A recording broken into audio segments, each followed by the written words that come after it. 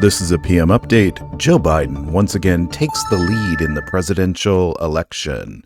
We're going to look at that right after this.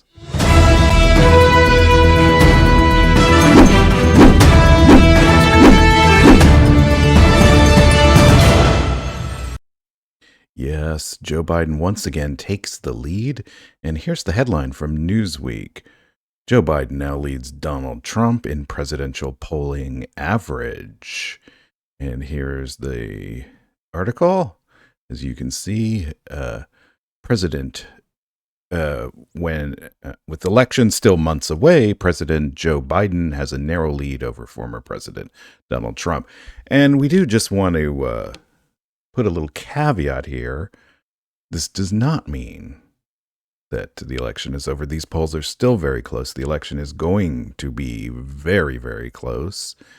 And one of the first things you can do to take action in this election is to like this video. It really helps us out. Subscribe, because we need subscribers badly, and to ringling that dingling bell, because then you get all of our latest announcements and notifications for our newest videos, which I know you want. Now, let's get back to this article. And as we can see here, Biden leads Trump 45 to 44% in the Economist's polling average. That's somewhat similar to what RCP does, what the Real Clear Politics does, where they aggregate a number of polls, but that is more of a bipartisan site than RCP. And also here we see that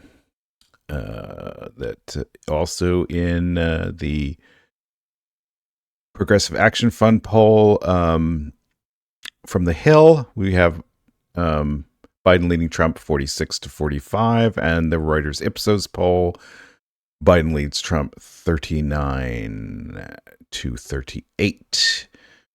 There was also some good news for Biden in the Florida election, the Florida primary. Now, of course, there was, the election is decided. The primary on the Republican side is decided, as they are on the Democratic side. But that makes this fact even more telling. Here we go. Nikki Haley got 155,000 votes, and little Ron DeSantis, the man of the fancy little boots, little boot man, gets 41,000 votes.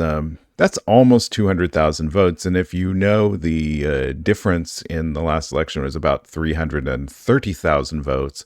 So if those votes shifted over to Biden, which, we can't say that's what would happen, but there potentially could be even a larger segment of potential of Republican or independent voters who might have voted for Trump previously, because these are people who went out knowing that the election was already decided and made this significant impact. Now,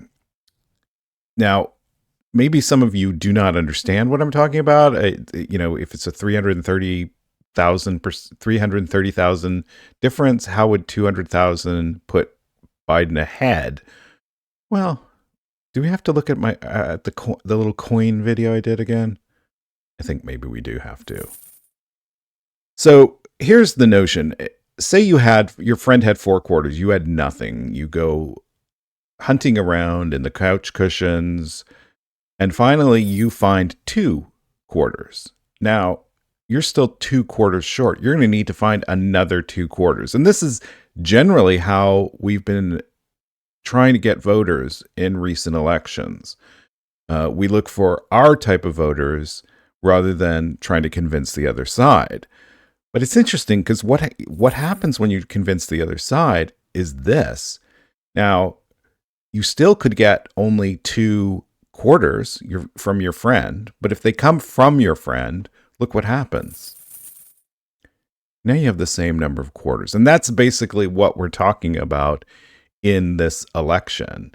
And it's one of the reasons why, of the many reasons why Donald Trump is really freaking out. in addition to all of his legal problems, he knows these numbers. He knows what they mean. He knows that whatever the polling said, these numbers are not giving good results for him. And one of the things that would give you good results today would be to watch another permanent majority video, perhaps that one in the lower left-hand corner. Make today a PM day, PM in the AM, PM in the PM, and enjoy a bunch of our solid videos.